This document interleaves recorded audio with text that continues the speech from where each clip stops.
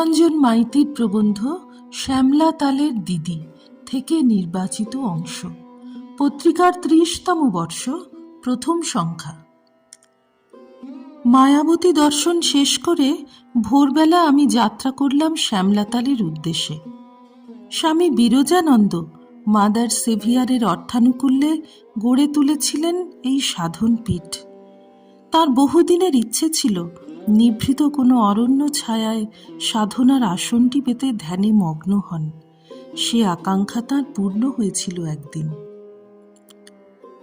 মায়াবতী থেকে কিছু দূরে একটি জনবিরল পার্বত্য অঞ্চলকে তিনি নির্বাচন করেছিলেন। পাহাড়িরা অঞ্চলটিকে বলতো শ্যালা।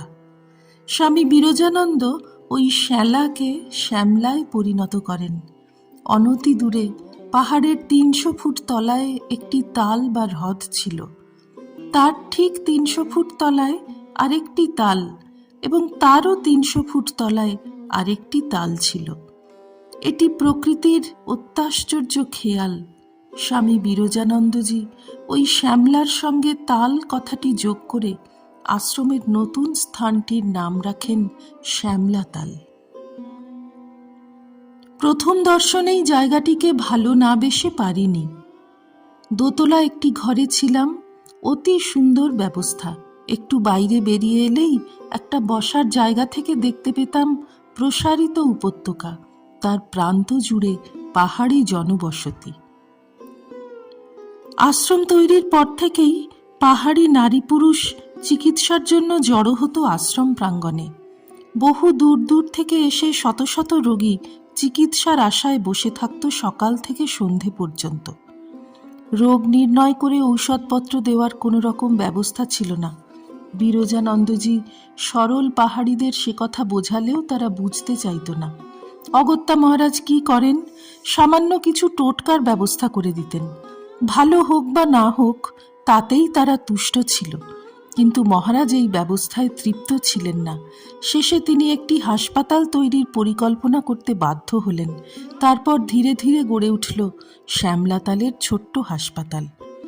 পাশ করা কয়েকজন সেবাব্রতী ডাক্তার হাসপাতালটির ভার নিয়েছিলেন। তাঁরা এখান থেকে যেটুকু দক্ষিণা পেতেন তা একজন চিকিৎসকের পক্ষে উল্লেখযোগ্য কিছু নয়। তবে মহান প্রতিষ্ঠানটির প্রতি অন্তরের শ্রদ্ধাই এই ব্রতে তাঁদের উদ্বুদ্ধ করেছিল। ওখানে থাকতেই হাসপাতালের একটি দৃশ্য আমার মনে গভীর রেখাপাত করে। সাধারণত পাহাড়িরা বেশ কষ্ট সহিষ্ণু। যে কোনো যন্ত্রণা তারা মুখ বুজে সহ্য করার চেষ্টা করে। আমরা যেখানে যন্ত্রণায় অস্থির হয়ে কাতর চিৎকার করি, সেখানে তাদের অতি সামান্য কাতরোক্তি প্রায় শোনাই যায় না। একদিন 11টা নাগাদ হাসপাতালে গিয়ে দেখি এক সারি লোক বসে আছে ডাক্তারবাবুর অপেক্ষায়। উঁকি মেরে দেখলাম অপারেশনের ঘরে ডাক্তারবাবু বছর 6 একটি ছেলের পা এদিকে ওদিকে নেড়ে চেড়ে ব্যান্ডেজ করছেন। সামান্য একটুখানি কুঁই কুঁই একটা আওয়াজ উঠছে, পরিত্রাহী চিৎকার নয়। ছেলেটির ব্যান্ডেজ শেষ হলে ডাক্তারবাবু একটি নাম ধরে ডাকলেন। বছর 12-13 একটি মেয়ে দরজার সামনে এসে দাঁড়ালো। ডাক্তারবাবু তার হাতে কিছু ওষুধপত্র দিয়ে কেমন করে সেগুলো প্রয়োগ করতে হবে তা বুঝিয়ে দিলেন। এরপর আমার বিস্ময়ের পালা। মেয়েটি ঘরে ঢুকে নিচু হলো আর ওই ছেলেটি তার কাঁধের ওপর উঠে বসল। সে তার দিদির গলাটা শক্ত করে জড়িয়ে ধরল। মেয়েটি দুহাত ঘুরিয়ে অতি সাবধানে ভাইয়ের দুটো পা চেপে ধরল। তারপর গুটি গুটি পা ফেলতে ফেলতে হাসপাতাল থেকে ধাপে ধাপে নিচের রাস্তায় নেমে গেল। আমি অবাক হয়ে সেদিকে তাকিয়েছিলাম।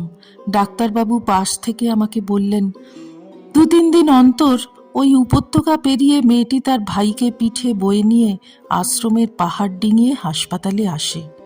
পড়ে গিয়ে তার ভাই পা ভেঙেছে, তাই দিদির এই কষ্ট শিকার। বিধবা মা পাশের বনে ডালপালা কুড়োতে চলে যায়, তাই ওই ছোট মেয়েটি ভাইকে নিয়ে আসে। আমার বিস্ময় তখন চরমে উঠেছে। কি করে এরকম শ্রম স্বীকার করা সম্ভব, তাও আবার এত কম বয়সী একটি বালিকার পক্ষে? ডাক্তারবাবু বললেন, ওই ছিপছিপে রোগা চেহারা একেবারে ইস্পাত দিয়ে তৈরি।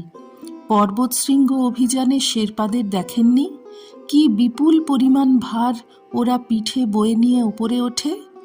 মেয়েটিও সেই ধাতুতেই তৈরি।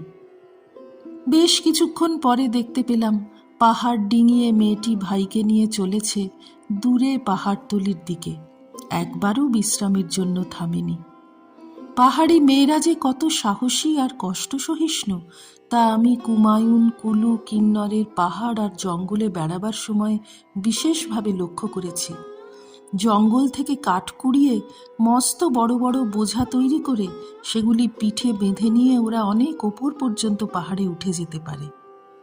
বারবার আমার ওই পাহাড়ি স্নেহময়ী দিদিটির কথা মনে পড়ছিল। ভাবছিলাম এতখানি মাতৃস্নেহ ও পেল কি করে? রবীন্দ্রনাথের দিদি কবিতাটি মনে পড়ে গেল।